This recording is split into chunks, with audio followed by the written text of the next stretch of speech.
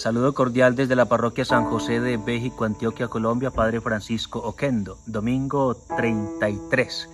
El evangelio que se nos propone es Mateo capítulo 25, versículos del 14 al 30. En el capítulo 24 el Señor ha hecho la exhortación a velar, a vigilar, y pues ilustra esta invitación a vigilar a través de 4 parábolas.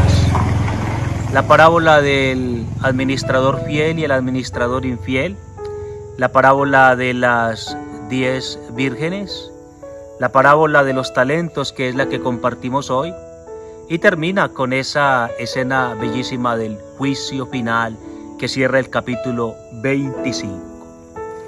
La parábola conocida como de los talentos que hoy compartimos se puede dividir en 3 actos o escenas. La primera, un señor presente que confía sus dones a sus siervos. 25, versículos del 14 al 15. La segunda escena, lo que hacen los siervos una vez que han recibido los dones en ausencia de su señor. Capítulo 25, versículos del 16 al 18. La tercera, la presencia del Señor y la rendición de cuentas de parte de los siervos. Capítulo 25, versículos del 19 al 30, que como vemos es la parte más larga y por ello la más desarrollada y diríamos la más importante de toda la parábola. Propongo 3 ideas para nuestra meditación. Dios a cada uno da según su propia capacidad. Es lo que nos dice el versículo 15. Dios da a cada uno según su capacidad. Katate nidian diunamin, dice el texto. Dios da conforme a las habilidades, Dios da conforme literalmente al poder, diunamis, de cada uno. El texto subraya la generosidad de Dios que da a cada uno. No deja a nadie privado de su don, sino que a todos ha dado dones, carismas, talentos. Nadie puede decir que no ha recibido un don de Dios.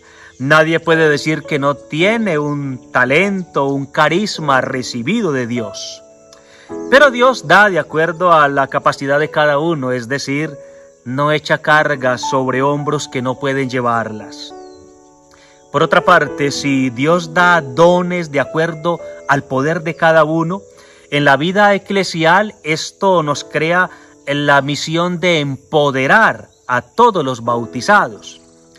El empoderamiento es un concepto empleado por Rapaport y que la psicóloga social comunitaria Maritza Montero define así: proceso mediante el cual los miembros de una comunidad desarrollan conjuntamente capacidades y recursos para controlar su situación de vida, actuando de manera comprometida, consciente y crítica, para lograr la transformación de su entorno según sus necesidades y aspiraciones, transformándose al mismo tiempo a sí mismos.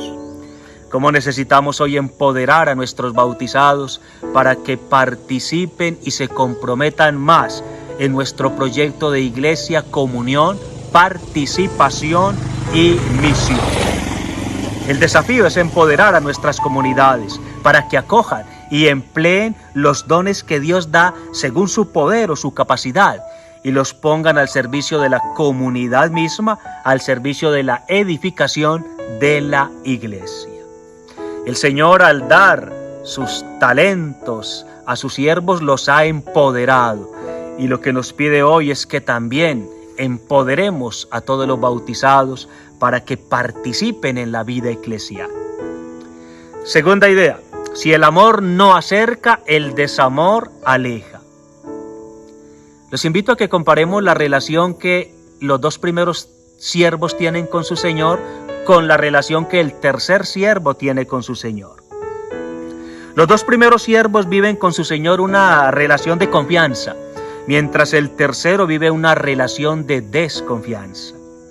Los 2 primeros siervos aprecian los dones recibidos, mientras el tercero desprecia el don recibido. Los 2 primeros siervos viven con su Señor una relación de amor generoso y generosidad amorosa, mientras el tercero vive con su Señor una relación de egoísmo mezquino y mezquindad egoísta. Los dos primeros siervos se apropian del don recibido, lo convierten en suyo. Los dos primeros siervos dan espacio en sus vidas al don de Dios, el don que nos convierte en don y nos da una vida donada, que es vida bendecida, vida multiplicada, vida potenciada, vida ganada. En efecto, el verbo ganar se halla 4 veces en la narración. Cuando el don de Dios es acogido, enriquece a quien lo recibe y a los demás. El tercer siervo, en cambio, no se apropia del don recibido. Lo considera siempre como ajeno. En efecto, le dice a su Señor en el versículo 25, aquí tienes lo tuyo. El tercer siervo no da espacio en su vida al don de Dios y su vida se vuelve una vida reducida, debilitada, desfigurada, vaciada, perdida. Cuando el don de Dios no es acogido, empobrece a la persona y empobrece a los demás. Tercera idea: responsabilidad participativa y participación responsable.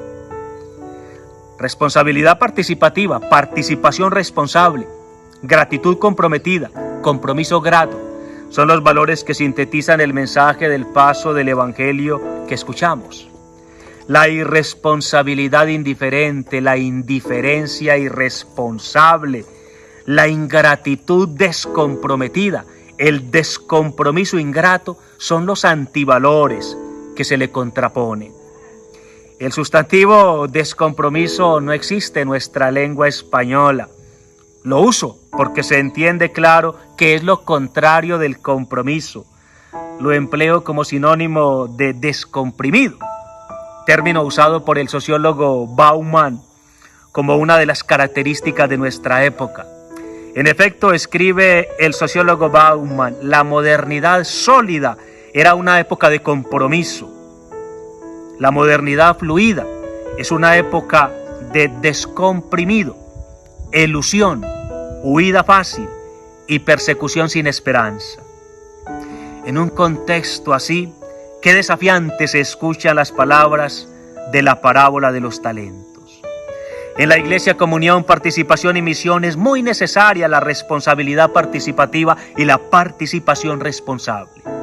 Responsabilidad significa habilidad de responder a los dones que Dios da, y se responde y se corresponde a ellos poniéndolos al servicio de la Iglesia de Dios, porque Dios no necesita nada de nosotros. Los dos primeros siervos son responsables, activos, proactivos, creativos, participativos.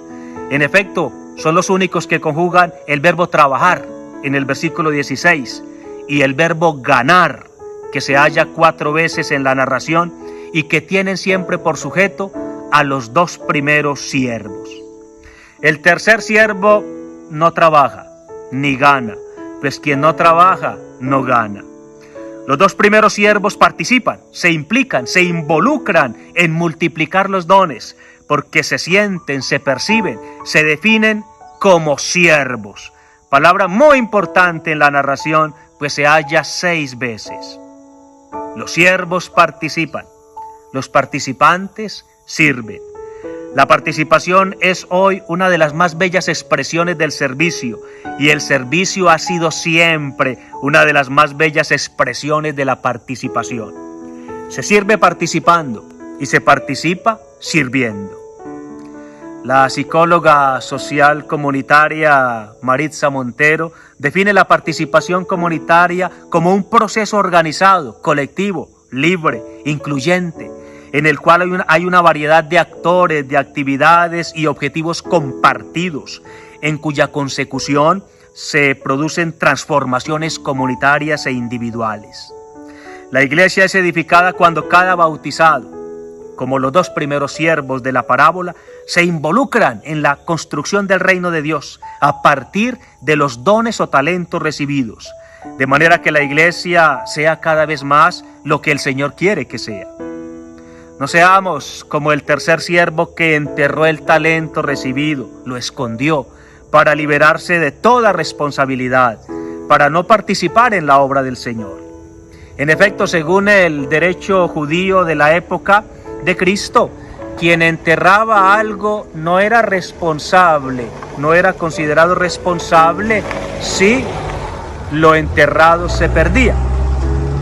El tercer siervo entierra y esconde el talento para sacarle el cuerpo a la responsabilidad.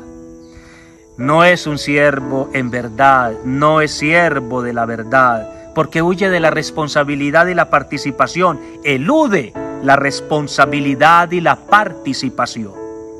Por ello, cuando rinde cuentas, dice: aquí tienes lo tuyo, porque de suyo no tenía nada que ofrecer. Quien le saca el cuerpo a la responsabilidad, quien le huye a la participación, tiene poco o nada que ofrecer. Por ello, el tercer siervo se ganó 3 de los adjetivos más duros que salieron de la boca del Divino Maestro: siervo malvado, siervo perezoso y siervo inútil. Poneré dule, kai ogneré, versículo 26, agreios dulos, versículo 30.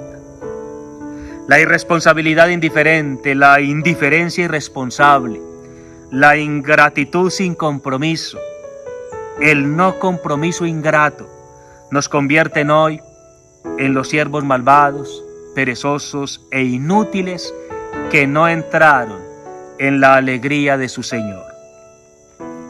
Orígenes, un gran biblista y teólogo de la primera parte del siglo III, escribió: esto solamente se le pide al hombre, que cualquier cosa que haya recibido de Dios, la use para gloria de Dios.